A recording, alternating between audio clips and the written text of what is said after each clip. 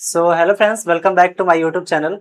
इस वीडियो में देखेंगे इंडस्ट्रियल ऑटोमेशन बेसिक का प्रीवियस ईयर क्वेश्चन जो कि 2024 ऑड में पूछा गया है और फुल मार्क्स इसका कितना है 70 मार्क्स का। तो इस वीडियो को अगर आप अच्छे से वॉच करते हैं तो आपका नेक्स्ट जो एग्जाम होने वाला है इंडस्ट्रियल ऑटोमेशन से उसमें आप काफ़ी हद तक ऑब्जेक्टिव में स्कोर कर सकते हैं और सब्जेक्टिव के लिए भी आपको आगे गाइड किया जाएगा। तो चलिए वन बाय वन करके हम लोग ऑब्जेक्टिव क्वेश्चन को डिस्कस करते हैं। तो सबसे फर्स्ट क्वेश्चन यहाँ पे देखिए क्या है। फर्स्ट क्वेश्चन है यहाँ पे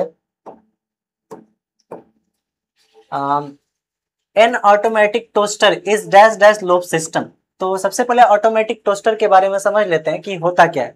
तो ऑटोमेटिक टोस्टर जो होता है ये एक तरह से कंट्रोल सिस्टम होता है, लेकिन ये जो है ओपन लूप और क्लोज लूप पे नहीं आता है। देखिए दो तरह के लूप होते हैं, एक आपका ओपन लूप कंट्रोल सिस्टम होता है और एक आपका क्लोज लूप कंट्रोल सिस्टम होता है। तो ओपन लूप कंट्रोल सिस्टम में क्या होता है कि फीडबैक नहीं होता है, इसमें कोई फीडबैक नहीं होता है जो आउटपुट को कंट्रोल कर सके। इसमें कोई फीडबैक नहीं होता है, फीडबैक इसमें नहीं होता है। और इसमें आपका फीडबैक होता है, फीडबैक होता है। तो ओपन लूप जो आपका है उसमें क्या होता है, फीडबैक नहीं होता और क्लोज लूप में फीडबैक होता है। अब ऑटोमेटिक टोस्टर को बताना है कि वो ओपन लूप है या क्लोज लूप है। तो ऑटोमेटिक टोस्टर जो होता है वो एक तरह से टाइम कंट्रोल होता है, मतलब कि अगर उसको मान लीजिए 10 मिनट के लिए आप चालू कर दिए तो 10 मिनट बाद वो ऑटोमेटिकली बंद हो जाएगा। तो ऐसा नहीं कि उसमें कोई फीडबैक लगा के उसके आउटपुट को कंट्रोल किया जा रहा है by the help of input से। और मतलब इसके कहने का मतलब ये हुआ कि मान लीजिए आपने कोई, यहाँ पे मान लीजिए आपका कोई रॉड है और रॉड को आप हीट कर रहे हैं, क्या कर रहे हैं यहाँ पे हीट कर रहे हैं। अब आपका जो है इनपुट से मान लीजिए कोई भी करंट जा रहा है जो इसको आगे चल के हीट कर रहा है। तो यहाँ पे टेम्परेचर जो है मान के चलिए 100 हो गया और आपको रखना 90 था, तो फिर ये इनपुट को क्या करेगा, चेंज करेगा bye the help of feedback. लेकिन यहाँ पे कोई फीडबैक नहीं होता है, कितना हो हीट हो जाए और कितना हो कुछ भी हो जाए ये 10 मिनट बाद ऑटोमेटिकली ऑफ हो जाएगा या 10 मिनट बाद ऑटोमेटिकली ऑन हो जाएगा। तो इसमें किसी तरह का फीडबैक नहीं होता है ऑटोमेटिक टोस्टर में, वो जस्ट एक टाइम डिपेंडेंट है, इतने टाइम के बाद उसका काम कंप्लीट हो जाएगा। तो इसलिए इसको हम लोग क्या बोलते हैं, ओपन लूप कंट्रोल सिस्टम बोलते हैं। तो यहाँ पे करेक्ट आंसर आपका ऑप्शन नंबर ए हो जाएगा। नेक्स्ट क्वेश्चन हम लोग देखते हैं।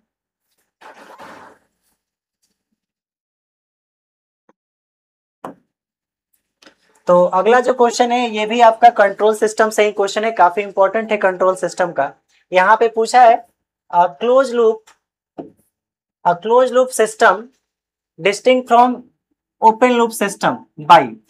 पहला ऑप्शन है सर्वो मैकेनिज्म, दूसरा है फीडबैक, तीसरा है आउटपुट और चौथा क्या है आपका इनपुट। तो ये फिर से यहाँ पे ओपन और क्लोज की बात आई तो थोड़ा सा और डिटेल समझ लीजिए। सबसे पहले क्या है यहाँ पे ओपन लूप कंट्रोल सिस्टम और दूसरा क्या है क्लोज्ड लूप कंट्रोल सिस्टम। तो ओपन लूप में क्या है आपका कि कोई फीडबैक नहीं होता है। मान के चलिए कि आपका इनपुट है कोई, यहाँ पे ये मान के चलिए आपका क्या है इनपुट है और यहाँ पे एक कोई सिस्टम है और ये आपको क्या मिल रहा है, आउटपुट मिल रहा है। तो इसमें किसी तरह का कोई भी फीडबैक सिग्नल नहीं होगा। लेकिन अगर मान लीजिए ये आपका क्लोज लूप कंट्रोल सिस्टम है और आपको एक आउटपुट मिल रहा है तो उस आउटपुट को कंट्रोल करने के लिए bye the help of input यहाँ पे क्या लगा होगा, फीडबैक सिग्नल लगा होगा। यहाँ पे क्या होगा आपका एक फीडबैक लगा होगा जो आउटपुट के अकॉर्डिंग इनपुट को चेंज करते रहेगा कि कितना आउटपुट रखना है। मान के चलिए कि आपको 20 डिग्री टेम्परेचर मेंटेन करके रखना है तो आपके इनपुट को ये ऑटोमेटिकली चेंज करते रहेगा ताकि आउटपुट मेरा 20 डिग्री सेंटीग्रेड बना रहे। तो यहाँ पे इसमें क्या होता है, फीडबैक नहीं होता और इसमें फीडबैक होता है। तो यहाँ पे देखिए डिफरेंस किस तरह से है, सर्वो मैकेनिज्म फीडबैक, तो ये फीडबैक से डिफरेंट है इसमें, क्योंकि क्लोज लूप में फीडबैक होगा और ओपन लूप में फीडबैक नहीं होगा। तो बाई यहाँ पे क्या हो जाएगा आपका फीडबैक। चलिए नेक्स्ट क्वेश्चन हम लोग देखते हैं। नेक्स्ट क्वेश्चन यहाँ पे फंक्शन ब्लॉक डायग्राम से है। तो क्वेश्चन क्या है, function block diagram is an example of. तो देखिए एफबीडी आप लोगों ने कई जगह पे पढ़ा होगा। जब हम लोग एफबीडी मैकेनिक्स में पढ़ते हैं तो उसका मतलब होता है फ्री बॉडी डायग्राम, लेकिन अगर हम लोग इंडस्ट्रियल ऑटोमेशन में पढ़ रहे हैं तो इसका मतलब होता है फंक्शनल ब्लॉक डायग्राम। जीरो से हीरो बने अपने सेमेस्टर परीक्षा में अभी से पढ़ाई करके। अपने सेमेस्टर परीक्षा के लिए वीवीआई क्वेश्चन, पिछले 3 साल का प्रीवियस ईयर क्वेश्चंस और इम्पॉर्टेंट क्वेश्चन, इसके साथ साथ सिलेबस के अकॉर्डिंग ऑल क्वेश्चंस को लेने के लिए अभी डाउनलोड करें डिप्लोमा क्लासेस एप्लीकेशन। जो लिंक है आप सभी को कमेंट बॉक्स में मिल जाएगा। जैसे आप लोग एप्लीकेशन को डाउनलोड करते हैं फिर आपके स्क्रीन के ऊपर कुछ इस प्रकार से शो होगा पॉलिटेक्निक सेमेस्टर क्लास। जैसे आप लोग यहाँ पर आते हैं तो आपके स्क्रीन के ऊपर दिखिएगा एसबीटी बिहार क्लास, फिर आपको सिंपली यहाँ पर करना होगा क्लिक। जैसे आप लोग यहाँ पर क्लिक करते हैं फिर आपका जो भी ब्रांच होगा यहाँ पर आपके हर एक ब्रांच का क्लास मिल जाएगा। जैसे कि हम यहाँ पर क्लिक करते हैं सिविल के ऊपर, जैसे आप लोग यहाँ पर आते हैं फिर आपको आना होगा 5th सेम के ऊपर। जैसे आप लोग यहाँ पर आते हैं तो आप सभी को बता दें सिर्फ और सिर्फ 29 रुपीज़ में ही आप लोग अपने सेमेस्टर का तैयारी बिल्कुल जीरो लेवल से कर सकते हैं। यहाँ पर आपको मिलेगा पिछले 3 साल का प्रीवियस ईयर क्वेश्चंस पेपर, इसके साथ साथ आप सभी को मिलेगा वीवीआई क्वेश्चन, इम्पॉर्टेंट क्वेश्चन, और वही क्वेश्चंस आप सभी को मिलेगा जो आपके सेमेस्टर एग्जाम में पूछे जाने वाले हैं। तो आप लोग देरी नहीं करें, कोर्स का फीस सिर्फ और सिर्फ 29 रुपीज़ है। कोर्स में इनरोल हो जाए, पढ़ाई करें और अपने सेमेस्टर एग्जाम में काफ़ी अच्छा मार्क्स लाए। फंक्शनल, यहाँ पे क्या होता है, फंक्शनल ब्लॉक डायग्राम। तो आप पीएलसी के बारे में जानते होंगे। पीएलसी का क्या फुल फॉर्म होता है? पीएलसी होता है प्रोग्रामेबल लॉजिक कंट्रोलर। तो इंडस्ट्रियल ऑटोमेशन में जो कंप्यूटर होता है एक तरह से, वो कौन काम करता है उसमें? पीएलसी काम करता है, जिसको प्रोग्रामेबल लॉजिक कंट्रोलर बोलते हैं। अब पीएलसी में कोडिंग करना होता है ताकि किस तरह से मेरा कोई प्रोसेस चलेगा। तो उस तरह से एफबीडी मेरा फंक्शनल ब्लॉक डायग्राम भी जो है एक तरह का कोडिंग मेथड है। एक तरह का क्या है? कोडिंग मेथड है। कोडिंग मेथड है जिसमें कोई भी टेक्स्ट नहीं लिखा जाता है। इसमें कोई भी टेक्स्ट नहीं लिखा जाता है। ये सारा जो कोडिंग होता है एक ब्लॉक के थ्रू होता है। किसके थ्रू होता है? ब्लॉक के थ्रू। इसमें मेनली 5 टाइप के ब्लॉक होते हैं। मेनली 5 टाइप के ब्लॉक होते हैं जिसमें आपका टाइमर होता है, काउंटर होता है, इस तरह करके 5 ब्लॉक आपके होते हैं। किसमें? एफबीडी में, जिसको फंक्शनल ब्लॉक डायग्राम बोलते हैं। एक तरह का क्या है? कोडिंग मेथड है जो कि पीएलसी में यूज किया जाता है।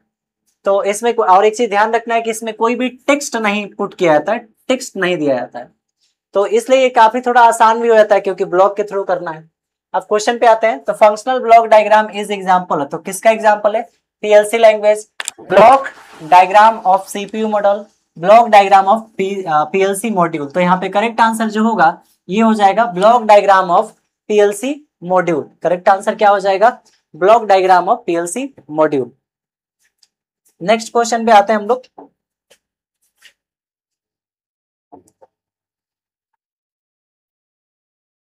तो अगला क्वेश्चन जो है ये क्वेश्चन नंबर 4। क्वेश्चन नंबर 4 क्या है? तो यहाँ पे ये सारे क्वेश्चन जो है 2-2 मार्क्स में आप पूछे जा रहे हैं, जितने भी ऑब्जेक्टिव है। तो इसको आपको ध्यान देना है। Match the instrument in column A with correct to column B. तो कॉलम ए और कॉलम बी को मैच करना है। सबसे पहला देखिए यहाँ पे क्या लिखा हुआ है, स्ट्रेन गेज। तो स्ट्रेन गेज का क्या काम होता है? स्ट्रेन गेज एक तरह से डिफॉर्मेशन मेजर करता है। यहाँ पे क्या है? Strain gauge. स्ट्रेन गेज एक तरह से क्या मेजर करता है? डिफॉर्मेशन को। डिफॉर्मेशन को। और डिफॉर्मेशन आता किसकी वजह से? तो फोर्स की वजह से।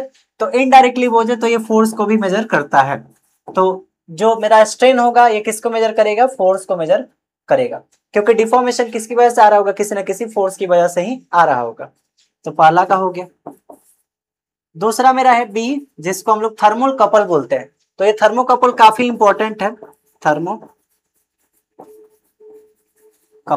थर्मोकपल जो होता है ये बहुत ज्यादा टेम्परेचर को मेजर कर सकता है। बहुत ज्यादा अमाउंट ऑफ टेम्परेचर को ये मेजर कर सकता है। तो थर्मोकपल का क्या काम है कि हाई टेम्परेचर मेजरमेंट का। यहाँ पे क्या है? High temperature measurement. तो ऑप्शन इसमें क्या हो जाएगा? High temperature measurement. High temperature measurement. तो थर्मोकपल का क्या हो जाएगा यहाँ पे, हाई टेम्परेचर मेजरमेंट। नेक्स्ट है आपका एलवीडीटी। तो एलवीडीटी का फुल फॉर्म होता है लीनियर वेरिएबल डिफरेंशियल ट्रांसफार्मर या ट्रांसड्यूसर, एलवीडीटी। तो इसको क्या बोलते हैं हम लोग, लीनियर वेरिएबल डिफरेंशियल ट्रांसफार्मर या ट्रांसड्यूसर। इसका क्या काम होता है, लीनियर डिस्प्लेसमेंट को मेजर करना, या एक तरह से बोल सकते हैं ये किसको मेजर करता है, डिस्प्लेसमेंट को मेजर करता है, डिस्प्लेसमेंट को। और डिस्प्लेसमेंट किसकी वजह से होता है, तो ये फोर्स की वजह से जो डिस्प्लेसमेंट हो रहा होगा उसको मेजर करता है, और ये काफी प्रिसाइज डिस्प्लेसमेंट को मेजर करता है।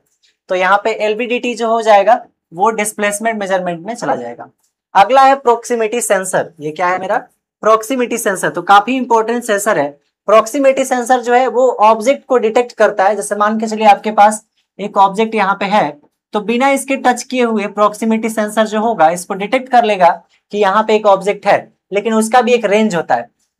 तो ध्यान ये रखना है कि प्रोक्सीमिटी सेंसर जो होता है वो ऑब्जेक्ट को डिटेक्ट करता है, ऑब्जेक्ट को क्या करता है, डिटेक्ट करता है विदाउट फिजिकल कांटेक्ट, यानी बिना किसी फिजिकल कांटेक्ट के ये ऑब्जेक्ट को क्या कर लेता है, डिटेक्ट कर लेता है। तो डी का ऑप्शन नंबर 3 हो जाएगा। तो यहाँ फिर से लिख देते हैं कि ए का जो होगा यहाँ पे, ए का क्या हो गया, ए का 2,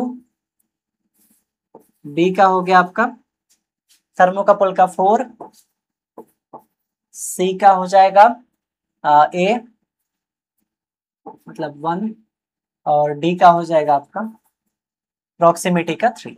तो इसको ध्यान रखना है, ये सबसे इंपॉर्टेंट है प्रॉक्सिमिटी। प्रॉक्सिमिटी क्या करता है, किसी ऑब्जेक्ट को डिटेक्ट करता है विदाउट फिजिकल कांटेक्ट के।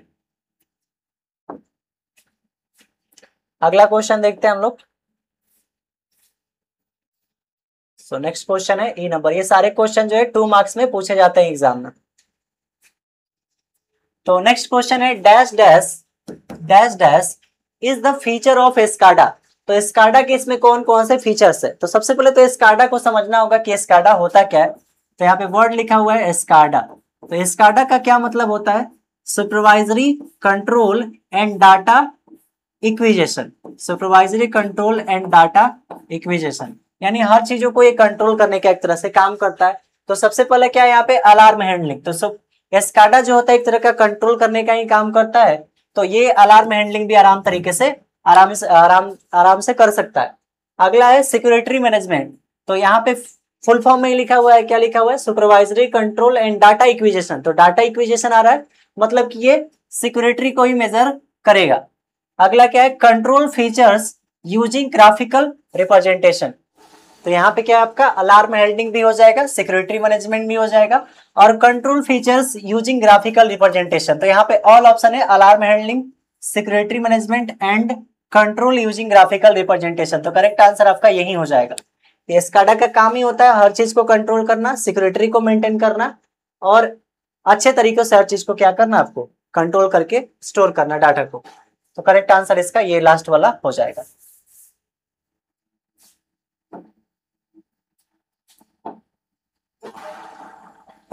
तो यहाँ पे आपका ये वाला ऑप्शन हो जाएगा। नेक्स्ट क्वेश्चन पे चलते हैं।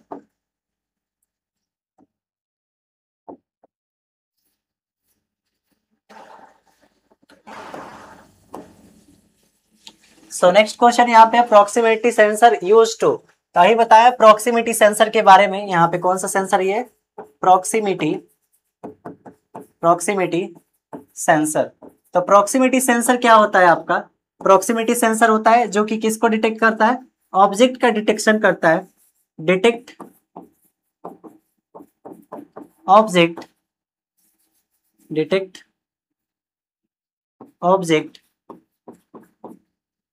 विदाउट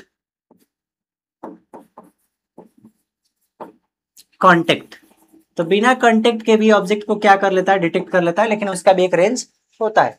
तो यहाँ पे क्या बोला है, measure humidity, measure temperature, measure distance, या मेजर यहाँ पे स्ट्रेन। तो यहाँ पे क्या है, ह्यूमिडिटी को मेजर करता है, या टेम्परेचर को मेजर करता है, या डिस्टेंस को मेजर करता है। तो यहाँ पे आपका करेक्ट आंसर हो जाएगा। और यहाँ पे measure strain, measure humidity, measure temperature, measure distance, एक तरह से क्या करता है, डिस्टेंस को ही मेजर करता है। यहाँ पे क्या हो जाएगा आपका मेजर डिस्टेंस, करेक्ट आंसर आपका मेजर डिस्टेंस हो जाएगा। ऑब्जेक्ट को डिटेक्ट करेगा तो एक डिस्टेंस पे ही डिटेक्ट करेगा, तो करेक्ट आंसर आपका कौन सा हो जाएगा, ये मेजर डिस्टेंस।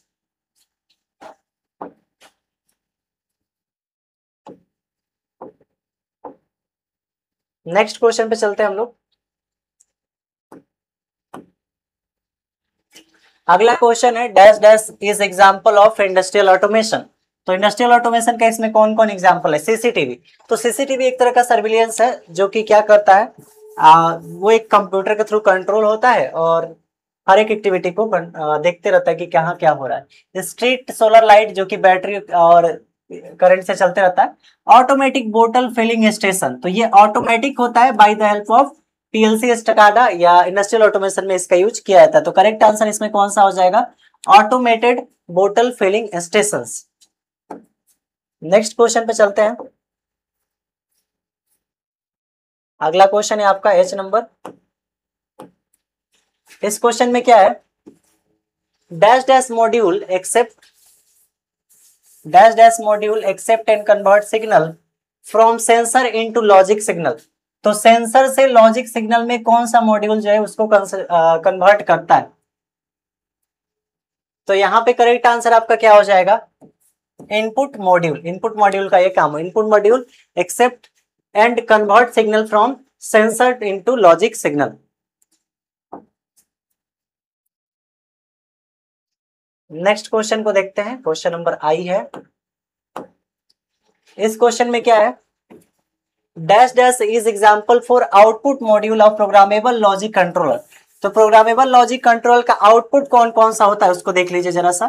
तो आउटपुट क्या होता है इस केस में, आउटपुट आपका अलार्म हो सकता है, स्पीकर्स हो सकते